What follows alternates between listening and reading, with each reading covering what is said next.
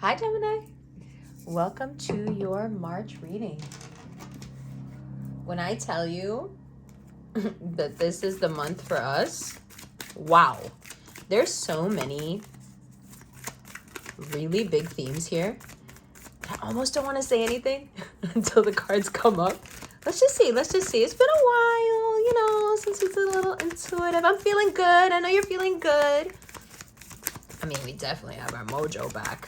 Mars has been good to us. I mean, I don't know how good we've been to everybody else, but we've definitely been telling the truth. We've been telling people how it is, to the point where some of our truths are so inconvenient that it feels like we're raising people from the grave. Excuse me. No, seriously, like people are so triggered. People are so triggered. It's like this judgment, it's perfect. Us with the trumpet. It's been amazing. And you know what? I feel like Mars set us up to never stop doing this.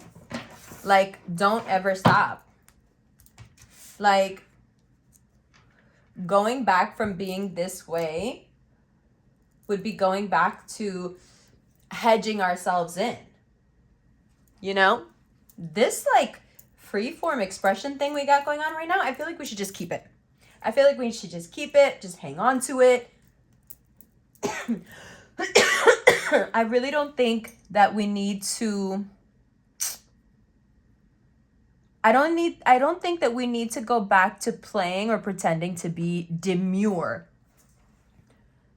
just because Mars is moving on the 23rd out of our sign and into... Well, actually, no. 1 second. Let me just check that. Mars on the 25th. My bad. Mars moves into Cancer on the 25th. So we are going to go through this period of a little bit of an energy withdrawal. But my personal opinion is that energy withdrawal and that kind of pulling back only happens if we decide, if we have not embodied this energy fully. And so when the planet leaves, it takes that energy with it. So you still have some time. You have 20 days to perfect embodying this energy. Well, we still have Mars in our sign. So what does that mean? It's past just saying what comes into our heads, even though what we've been saying, our voice has become very strong since Mars has been in our sign. We are in the right. We have been to a high degree vindicated, even when we were even when they tried to prove us wrong. So we're high on the hog right now. We're living good. We feel vindicated, and that is what can make the transit of Mars into Cancer that much more depressing for us. But doesn't have to be. So how do we embody those qualities? Well, I think there is something to be said for the distinction between moving forward and leaving behind. So I know in my own life as a Gemini, this is a theme that comes up again and again.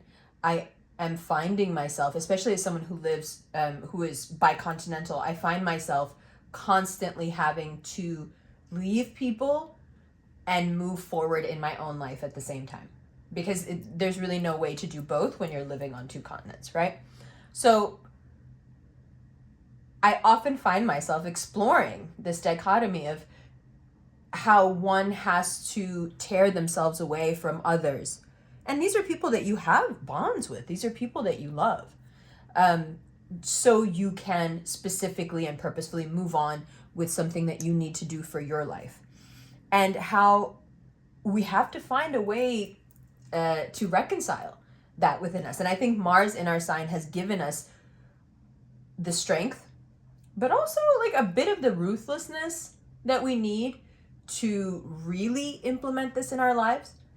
And once we have that in us, I don't think we need Mars there anymore. Because like I said, the verbiage is great. And we've been very outspoken and quite loquacious, but that's us all the time. But we've been direct and we've been to the point and we've been on. And it's great for us. Like, what we've been doing is fantastic for us. But before Mars leaves, maybe there's something to be said for going a little deeper into the conversation. You know, what do we want to retain?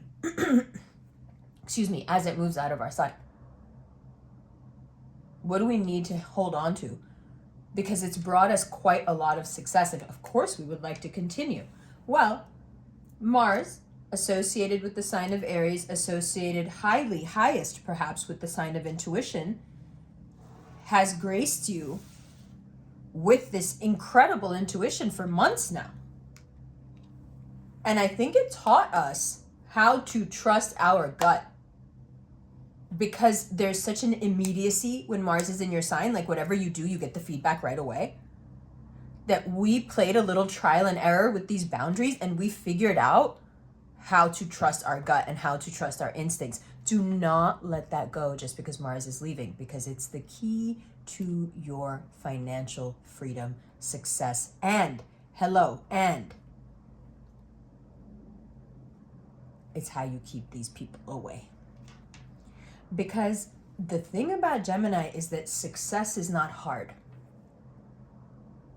We're built for it, huh? Because we live in the time of media. We're built for media. Where we slip up and we lose those top spots is that we trust the wrong people and we get involved with the wrong people. And generally, we have a tendency to get involved with people who ultimately end up being quite envious of us, because they are not as equipped for this modern world as we are.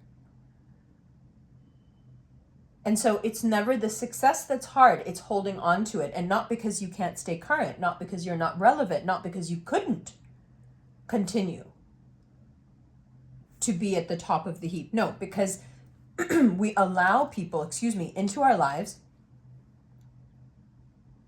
who are such obvious takers. And yet their adulation and their, false smiles and false compliments, they get to us. We're easy to charm. We're easy to manipulate. And there's no shame in saying it, because it's just us talking here. Anyone who's cross-watching, this is not for you. If you come at a Gemini and try to say that we're naive or gullible or anything, listen to me. We're going to hurt your feelings so bad. Like, don't try this at home, kids. This is a conversation between Geminis and Geminis. If you try to have this conversation with a Gemini, I'm warning you. I'm reiterating for a reason.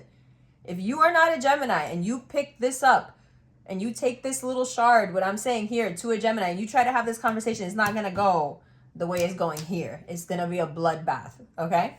They're going to bring up, within 2.3 milliseconds, they're going to bring up every stupid fucking thing you've ever done, okay? And they're going to make a mom joke. So just hold on a second. Like I said, don't try this at home. But Gemini to Gemini, we be real naive sometimes.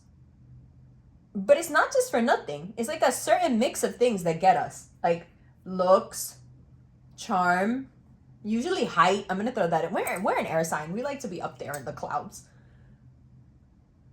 But also it's like a certain kind of charm, a certain kind of effervescence. It really gets us. Like when we feel like someone is fresh and bright and airy like we are, it's really attractive to us. But people be lying. People pretend. Because they know you. They got your number. They know that's what you like. They know that you're, don't get mad. They know that you're simple-hearted. Not simple-minded, please. Simple-hearted. Your heart is pure. Your mind is very complicated, but your heart doesn't come out to play all the time. Your heart is pure. And this type of person, they know that. And they're going to take full advantage of that. They're going to pretend to be like you. Oh, yeah. They're going to pretend to be like you. They're going to tell you all those little things that they know nobody else notices about you because they know what they're doing. They got your number. Why do I tell you that right now? There are people who are so sick to their stomach about your success. And when I say success, this could just be you feeling better after a term of being sad. They're so upset by you going from wherever you were to even just a few steps higher. They're so sick about it that they're gonna try to trigger you left and right. They listen, with every opportunity you get, they're seeing an opportunity that they missed, that they could have had. Listen, the other day I had my chart read, right, by my personal astrologer. And if you want, I'll put her information below. And she was like, and I was like, Auntie, how's she's an Indian woman. She's actually Rev Fam mom. I was like, Auntie, how does it look for, just business? It's part of like we were doing just a chart reading. And she goes, I'm the Rohini Nakshatra in Vedic astrology. So the last decan of Taurus. And she goes, well, business is always good. Money's always good. That's like Rohinis just constantly have money. Mashallah, it's just a thing. And then she said, but, it's never the money aspect. It's always the friends around you. And I started laughing because I've recently had a truly heartbreakingly painful experience with someone I thought was my friend.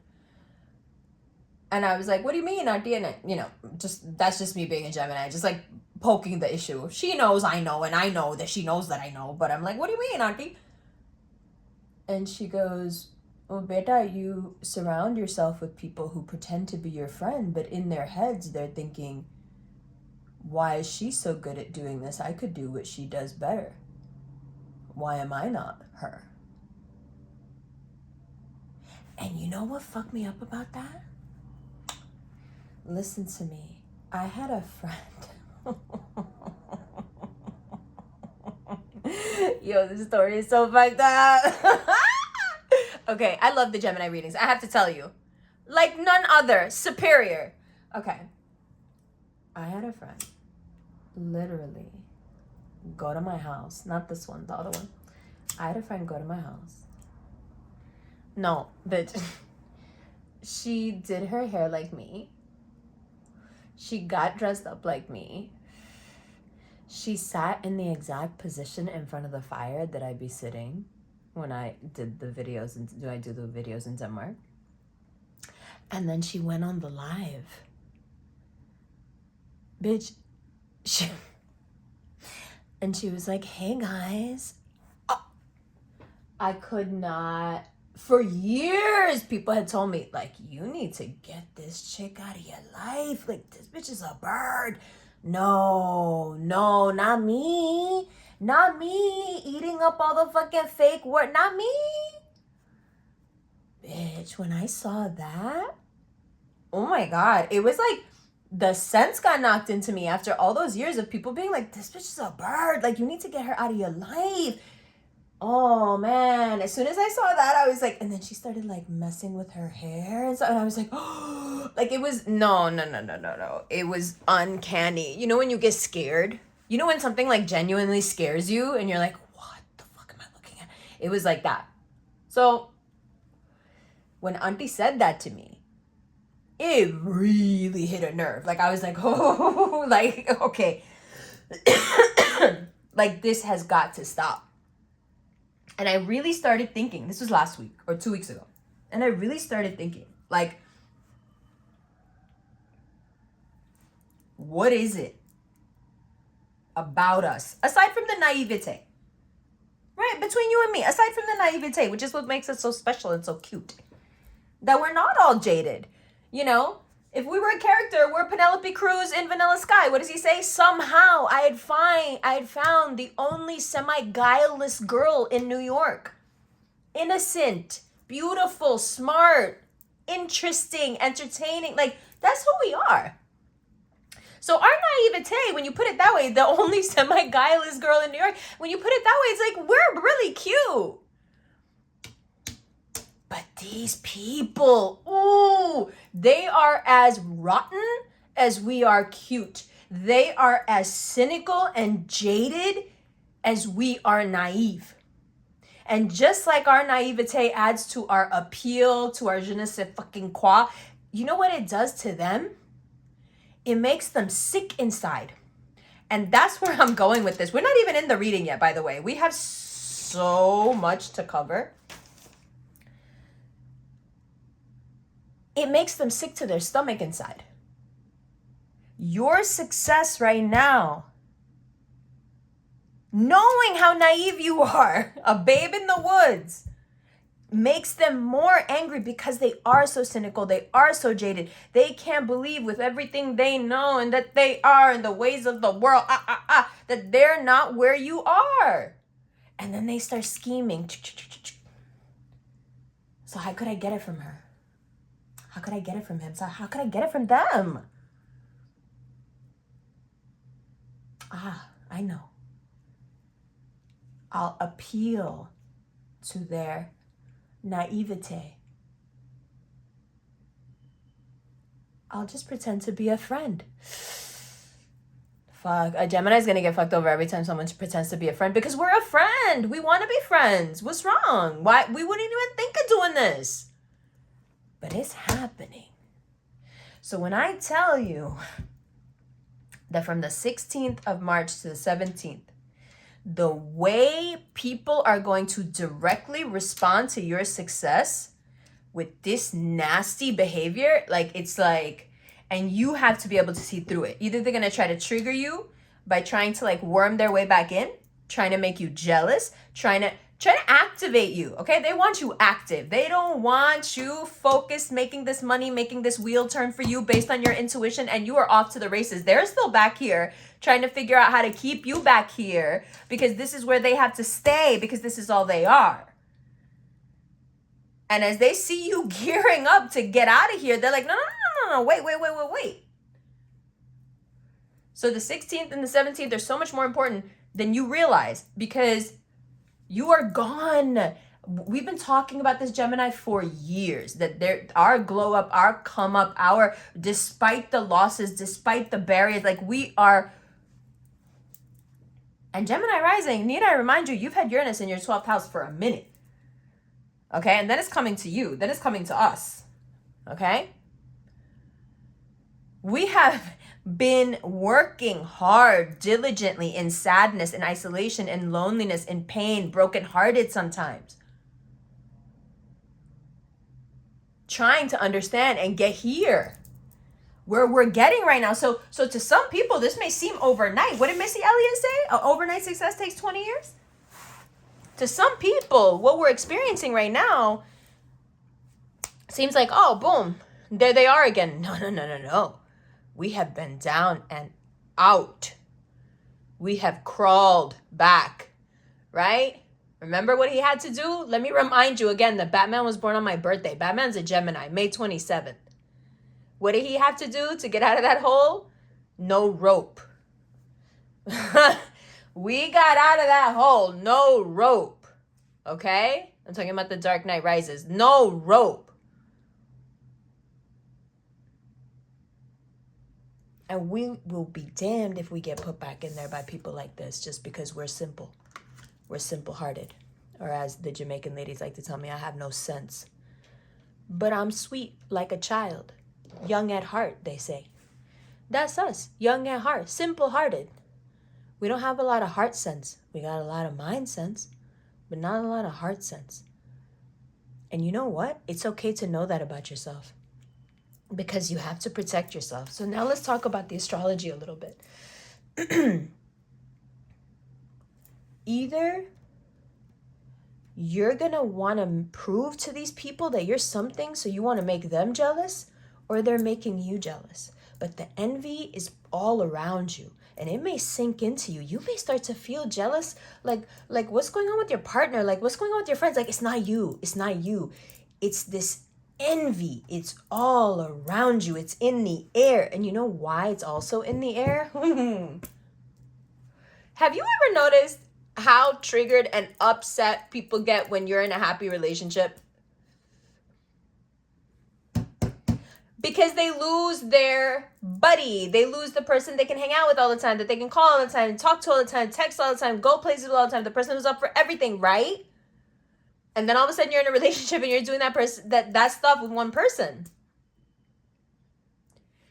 When the people in your life that aren't your friends but pretend to be your friends start acting extra special envious, it's because they know that someone's about to come into your life. Right now, and I usually don't speak like this. The way I can feel this on me, like right now, you have so many people around you who pretend to be your friends who are sick to their stomach about your romantic prospects, whether they know what's going on or not. Because they could feel it. Love is coming. Love is in the air. The envy is all around you. But you know what? The best part about this is we're not running anywhere. Oh, no. This is going to come to us. We are Persephone, bitch. We are the spring, bitch. We are Persephone. Come get me if you want me. I'm sitting right here being a siren in this Pisces season. Beautiful, gorgeous, minding my business and my skincare. If you want something, you better come. I don't have time to go anywhere or do anything or chase anybody or call anybody or text anybody. I don't want to.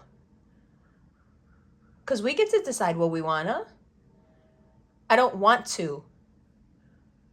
If you want to, you should do something about it. Right? Now,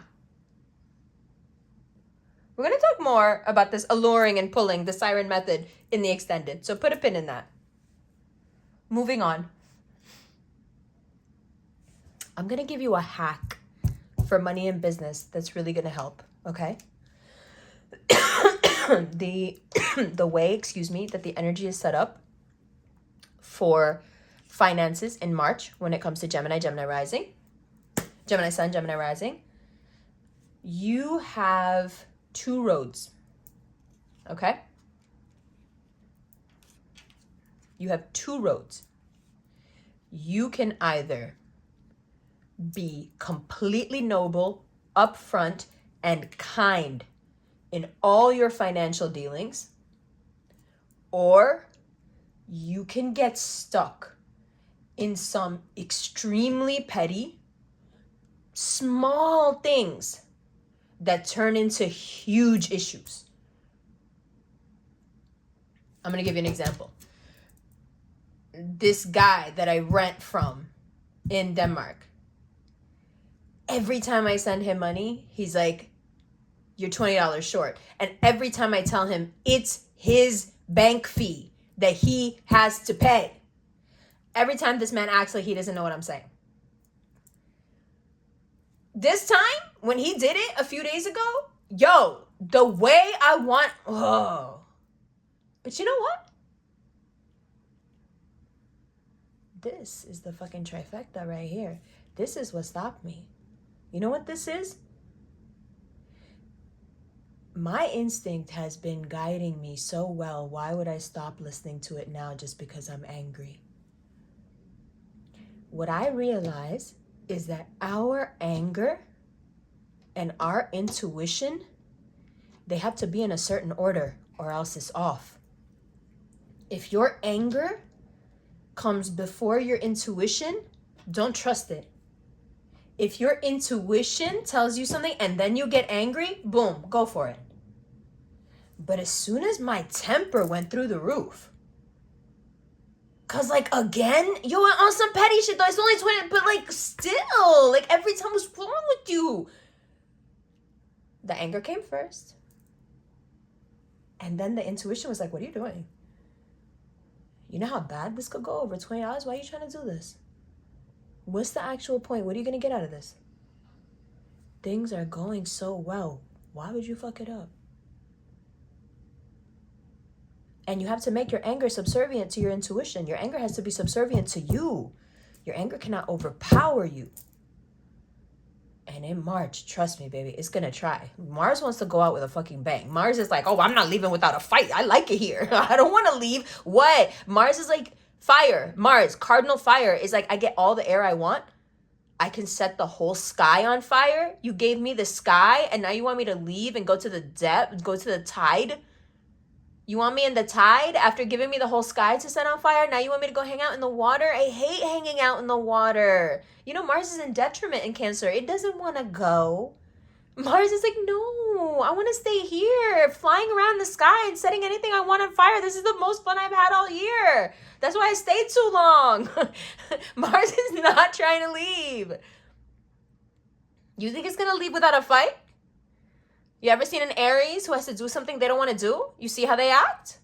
They start knocking shit over. Like, Aries get real aggressive when they're into a corner and they have to do something that somebody told them they have to do. It's really bad. It's funny, though. But that's what they're into. That's what Mars is intending on doing before it leaves you. Okay? So you got to be smarter than that. No fighting. Especially not over petty money stuff. You are going to be ultra noble. Ultra magnanimous. Okay, yeah, you're right. You know what? I'll eat that. Because you know what you have going on. Stop. You can't be this person. Stop. You can't be this person and this person. No.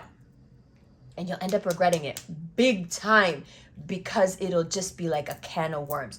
Anything that comes up, take a deep breath and eat that loss. Whatever it is, just be like, and it's going to be something petty. It's going to be small, like what I just described to you. It's not going to be anything big. So just, okay? Now, the example I have written out here for how you should be in this situation is from Gone with the Wind. So if you haven't seen Gone with the Wind, I'm sorry. And it is a triggering film for many reasons, so I'm not advocating it in any way. But there's a character named Melanie and there's a character named Scarlett. Scarlett is a nuisance and a brat, but she's in love with this guy, or at least she thinks she is. But that guy marries somebody else. And the girl that he marries is named Melanie, and she's wonderful, and she's sweet, and she's super noble in every way possible. She's just a sweetheart. Now, although I can tell you to be Melanie and not be Scarlett, we both know what's going on here. We're Melanie and Scarlett, and that's fine. But I need you to put Scarlett away for all of March. Scarlett has no place in the business dealings, in the opportunities, and in the stepping stones that we are about to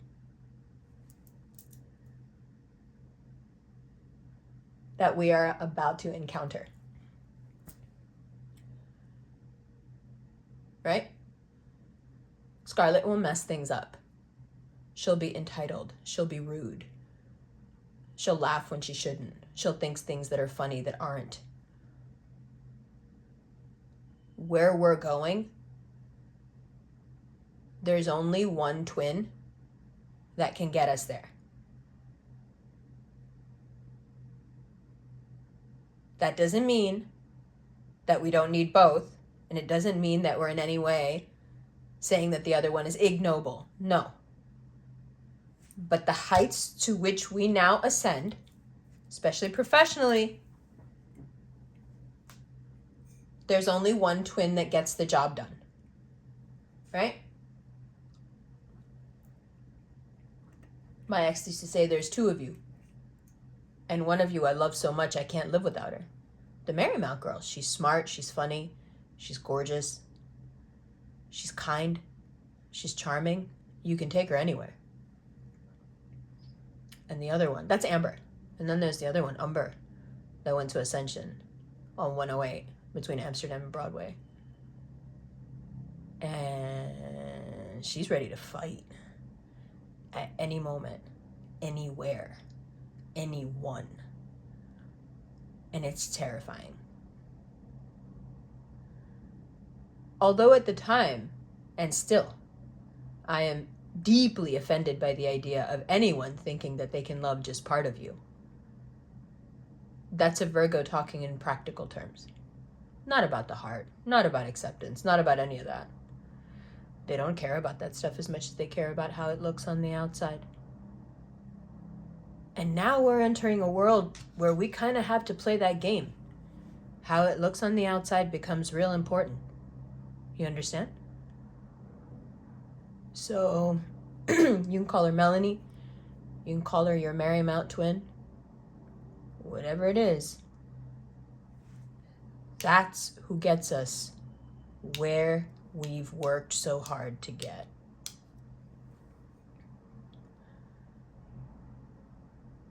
And anytime we act like the other one, this tightrope we're walking, we're doing a great job. And we're going all the way to the top. And you know it. You know it. You know it. Your intuition is so much sharper since Mars has been there. You know it. You know what's up.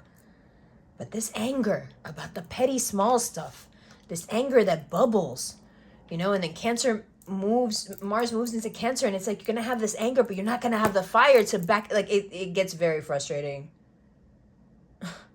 It's like a cold blanket gets put, it's very frustrating. We want to put this fire out. We want to internalize this fire. Let me put it a different way. We want to internalize this fire and zoom away before this starts. And then Mars can go into Cancer and be miserable for however long. And it's not our issue anymore. You understand what I'm saying? But the reason we need to get right and make the right choices in March financially is because when Mars moves into Cancer, that comes into your money sector, especially Gemini rising. So then Mars starts doing all this weird sideways, you know, we don't want to get caught out here when Mars at the end of the month moves into Cancer and gets all in the depths. We don't want to get caught out here for any stupid decisions we made now. Do you understand what I'm saying? So you're going to turn into a saint about your financial decisions, whatever they may be. Okay, let's move on. Now, we have so much more to talk about. No, seriously, like we're so far from being done. I can't. Okay, so in the extended, we're going to talk about Venus and Taurus on the 16th. We're going to talk about Saturn and Pisces. This is a big deal, and we need to have like a long conversation about it. From the 10th to the 19th, we have Mercury and Pisces. We also have a lot to talk about there. And then here are the things that I actually had written out for the extended, okay?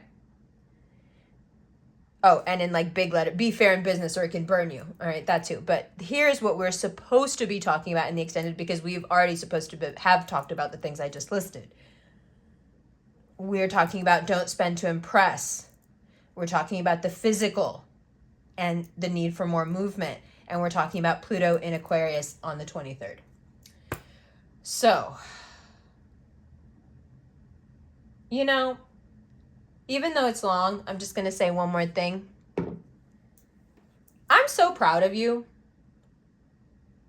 I don't think there's any sign that could have handled Mars being around for as long as it's been around for us and handled it, honestly, this beautifully.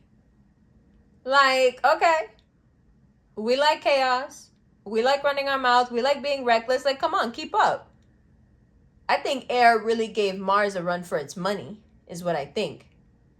And I think it leaves us lasting gifts if you can embody it before it goes. But you have to understand something about cardinal fire before you can embody it. You have to understand how noble it is. And there's that word again. Aries are honest to the marrow. They're real. That bare, raw, ruthless honesty and realness, that's where their fire comes from. That's what their fire is made of. You incorporate that kind of fierce loyalty to who you are. You take that away from this transit, it'll stay with you forever. And it'll feed you fire forever. Inshallah. I love you so much. So much, so much. I'll see you in the extended.